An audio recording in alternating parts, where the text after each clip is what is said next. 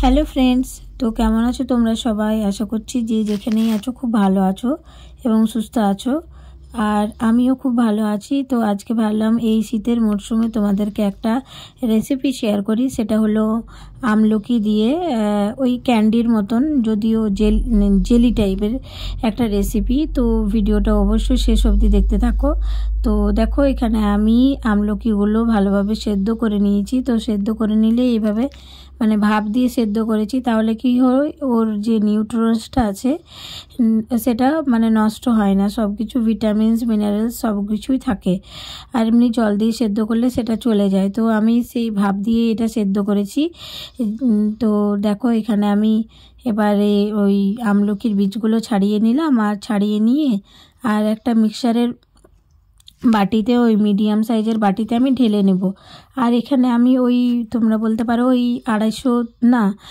300 গ্রামের মতো আমলকি নিয়েছি। আর আমলকিটা নিয়ে এইভাবে ভালোভাবে সেদ্ধ করে বীজগুলো ছাড়িয়ে আর এইভাবে মিক্সারের বাটিতে দিয়ে পেস্ট বানিয়ে নিলাম। এই যে দেখতে পাচ্ছ, পুরো একদম মিহি করে পেস্টটা করেছি আমি। তো এখানে এবার পেস্টটা করা হয়ে গেছে। এবার আমি গরম কড়াইয়ে ঘি দিয়ে তারপর আমি আমলকিটা দিয়ে দেবো। এই যে এখানে আমি ওই বলতে পারো 3 চামচের মতো ঘি দিয়েছি, গাওয়া ঘি, ঘরে বানানো ঘি দিয়ে।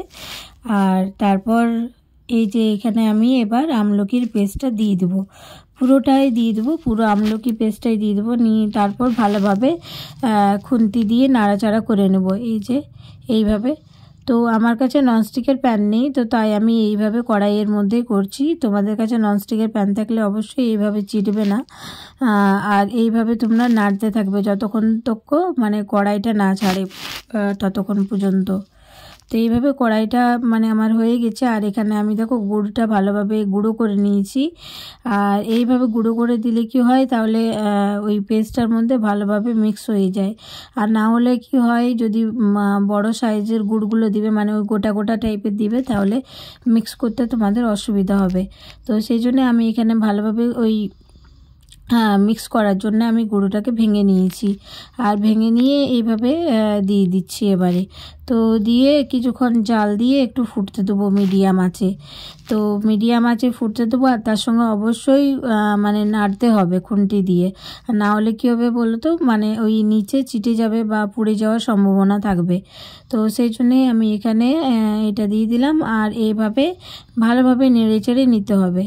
তো মিশ্রণটি আমার ভালোভাবে মিক্স হয়ে গেছে। তো এখানে আমি দেখো কিছুটা ওই গোটা গোলমরিচ, জিরে আর জোয়ান নিয়েছি। আর এইগুলো ভালোভাবে এই হামলদিস্তার মধ্যে ভালোভাবে কুটে নেব আর কি, একটু গুঁড়ো টাইপের মতন করে নেব। আর তার মধ্যে আমি একটু সামান্য নুন দিয়ে দিলাম। তো তোমরা তো দেখতে পেলে আমি সামান্য মতন নুন দিয়েছি, তাহলে কি হয়, একটু টেস্টটা আসবে, একটু মিষ্টি মিষ্টি ভাব, একটু নোনা নোনা ভাব, একটু ঝাল ঝাল ভাব, এইভাবে। তো দেখো, আমি ভালোভাবে মশলাটা পেস্টের মতন গুঁড়োর মতন করে নিয়েছি। তো এই গুঁড়োটা এবার আমি এই মিশ্রণটার মধ্যে দিয়ে দেবো। তো আমার মিশ্রণটা রেডি হয়ে গেছে, ওই আমলকির জেলিটা রেডি হয়ে গেছে। তো এই জেলিটা তোমরা বাচ্চাদেরকে এই শীতের সময়ে দিতে পারো। এইটাতে কি হয় বলো তো, ইমিউনিটি পাওয়ারটা বাচ্চাদের, এই যে ঘন ঘন সর্দি বা জ্বর সর্দি বা শরীর খারাপ লেগেই থাকে, তাদের জন্য এটা ভীষণই উপকার।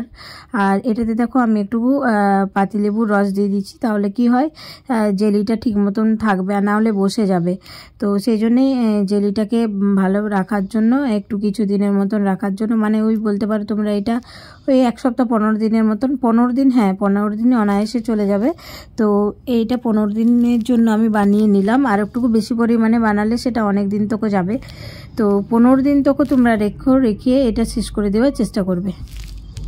আর এটা খেতে বাজারের একেবারে চ্যবনপ্রাশের মতোই টেস্টি।